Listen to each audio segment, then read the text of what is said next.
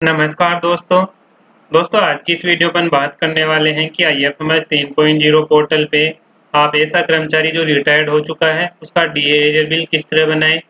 यानी कि अपन को जो जनवरी और फरवरी 2 महीने का डीए एरियर बिल बनाना है, लेकिन कोई कर्मचारी जो रिटायर्ड हो चुका है तो उसका जो डीए एरियर का बिल है उसको कर्मचारी को नगद मिलेगा, यानी कैश में मिलेगा। उस कर्मचारी का जो डीए का डिफरेंस है वो कर्मचारी के जीपीएफ में जमा नहीं होगा, क्योंकि जैसे ही कर्मचारी रिटायर्ड हो गया होगा तो रिटायर्ड होने के बाद उस कर्मचारी को जीपीएफ का फाइनल क्लेम मिल गया होगा। तो इसके लिए आपको जो कर्मचारी है उस कर्मचारी यानी कि जो रिटायर्ड हो चुका है उस कर्मचारी का डीए एरियर बिल है उस कर्मचारी को कैश में मिलेगा। इसी के बारे में कंप्लीट प्रोसेस बताऊंगा कि आप IFMS 3.0 पोर्टल पे रिटायर्ड कर्मचारी का डीए एरियर बिल किस तरह बनाएं। तो दोस्तों सबसे पहले आपको IFMS 3.0 डीडीओ लॉगिन कर लेना है। अब देख रहे हैं आपको रिटायर्ड कर्मचारी का डीए एरियर बिल बनाने के लिए सबसे पहले आपको उस कर्मचारी का स्टेटस चेक करना है कि उस कर्मचारी की सर्विस डिटेल में उस कर्मचारी का स्टेटस रिटायर्ड अपडेट है या नहीं। तो इसके लिए देख रहे हैं जैसे आप डीडीओ लॉगिन कर लेंगे, डीडीओ लॉगिन करने के बाद देख रहे हैं आपके सामने इस तरह का डैशबोर्ड आएगा। यहाँ पे आपको लेफ्ट साइड में देख रहे हैं एम्प्लॉय मैनेजमेंट का ऑप्शन मिलेगा। जैसे आप यहाँ पे एम्प्लॉय मैनेजमेंट में आते हैं तो एम्प्लॉय मैनेजमेंट में आपको एम्प्लॉय मॉडिफिकेशन का ऑप्शन मिलेगा। आप यहाँ पे एम्प्लॉय मॉडिफिकेशन पे क्लिक करेंगे। उसके बाद देख रहे हैं आपको यहाँ पे सर्विस डिटेल का ऑप्शन मिलेगा। आप यहाँ पे सर्विस डिटेल वाले पे क्लिक करेंगे। सर्विस डिटेल पे क्लिक करने के बाद देख रहे हैं यहाँ पे आपको वो कर्मचारी ढूंढना है जिसका आपको डीए एरियर बिल बनाना है, यानी कि उस कर्मचारी का आपको स्टेटस यहाँ पे रिटायर्ड चेक करना है। तो यहाँ पे देख रहे हैं मेरे ये कर्मचारी है 5 नंबर पे है, जिसपे आपको एम्प्लॉय आईडी मिलेगी, कर्मचारी का नेम मिलेगा, कर्मचारी के जीपीएफ प्राण नंबर मिलेंगे, कर्मचारी की पोस्ट मिलेगी।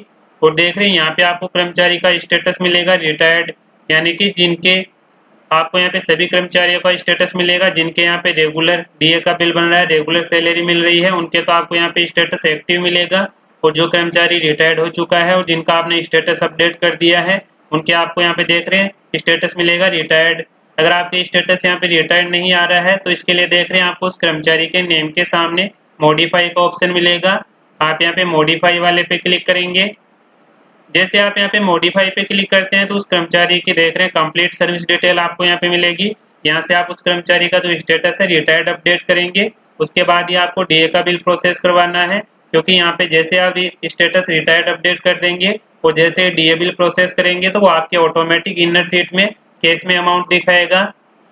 अब देख रहे हैं यहाँ पे सभी डिटेल आपको 1 बाय 1 भरनी है, सर्विस कैटेगरी, सब सर्विस कैटेगरी, सर्विस स्टेटस। और यहाँ पे देख रहे हैं आपको एम्प्लॉय का स्टेटस मिलेगा। यहाँ से आपको एम्प्लॉय का स्टेटस सेलेक्ट करना है। यहाँ पे अभी देख रहे हैं एम्प्लॉय का स्टेटस एक्टिव आ रहा है, लेकिन जैसे आप यहाँ पे स्टेटस पे क्लिक करते हैं तो आपको यहाँ पे अलग अलग स्टेटस मिलेंगे, एपीओ, एक्टिव, डेथ, डेपुटेशन, सभी तरह के स्टेटस मिलेंगे। जैसे आप नीचे जाएंगे तो यहाँ पे आपको रिटायर्ड भी मिलेगा। आप यहाँ पे देख रहे हैं रिटायर्ड वाले ऑप्शन पे क्लिक करेंगे। उसके बाद देख रहे हैं सभी डिटेल आपको 1 बाय 1 भरनी है, क्योंकि सभी डिटेल आप भरने के बाद ही नीचे जो आपको अपडेट सर्विस डिटेल का ऑप्शन है यह आपके एक्टिव होगा। सभी डिटेल आपको ध्यानपूर्वक भरनी है। यहाँ पे GPF number, SI number, RGHS number, सभी डिटेल आपको भरनी है। साथ ही आप यहाँ पे एसआईपीएफ पोर्टल से डिटेल फेच करना चाहे तो यहाँ पे आपको देख रहे हैं नीले कलर में मिलेगा फेच एसआईपीएफ डिटेल। सभी डिटेल भरने के बाद देख रहे हैं जैसे आप यहाँ पे सर्विस डिटेल अपडेट कर देंगे तो उस कर्मचारी का स्टेटस यहाँ पे आपको रिटायर्ड मिलेगा। फिर से आप यहाँ पे एम्प्लॉय मैनेजमेंट में जाके सर्विस डिटेल में जाके उस कर्मचारी का स्टेटस चेक करेंगे तो यहाँ पे देख रहे हैं आपको रिटायर्ड मिलेगा, अपडेट हो जाएगा। अब देख रहे हैं आपको इस कर्मचारी का डीए का बिल बनाना है, तो इसके लिए देख रहे हैं स्टेटस अपडेट करने के बाद आप यहाँ पे डीए बिल वाले ऑप्शन में आएंगे। यहाँ पे आपको ऑप्शन मिलेगा डीए एरियर मैनुअल। आप यहाँ पे डीए एरियर मैनुअल पे क्लिक करेंगे। उसके बाद देख रहे हैं आप यहाँ पे पे ईयर सेलेक्ट करेंगे, पे मंथ आप यहाँ से सेलेक्ट करेंगे और ग्रुप सेलेक्ट करेंगे। जिस ग्रुप में जो रिटायर्ड कर्मचारी है जिसका अपन को डीए का बिल बनाना है, आप यहाँ पे ग्रुप सेलेक्ट करके सर्च पे क्लिक करेंगे।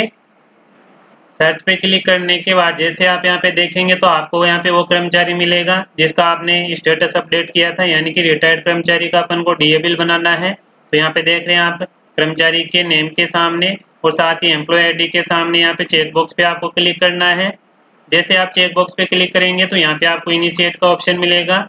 आप यहाँ पे इनिशिएट पे क्लिक करेंगे। उसके बाद आपको यहाँ पे यस पे क्लिक करना है। जैसे आप यहाँ पे यस पे क्लिक करेंगे तो थोड़ी प्रोसेसिंग होने के बाद आपका जो डीए का बिल है, यानी कि रिटायर्ड कर्मचारी का डीए का बिल यहाँ पे प्रोसेस हो जाएगा। अब आपको चेक करना है कि डीए का बिल प्रोसेस हुआ या नहीं हुआ। तो आपके सामने कुछ इस तरह का मैसेज आएगा, यानी कि bill has been submitted successfully. आप यहाँ पे ओके पे क्लिक करेंगे। अब आपको चेक करना है, इनर चेक करनी है कि जो अपने डीए का बिल बनाया है वो जीपीएफ में जमा हो रहा है या रिटायर्ड कर्मचारी को कैश में यहाँ पे मिल रहा है, नेट अमाउंट में आपके आएगा। तो इसके लिए देख रहे हैं आप फिर से यहाँ पे डीए वाले ऑप्शन में जाएंगे। यहाँ पे आपको ऑटो डीए एरियर प्रोसेस का ऑप्शन मिलेगा।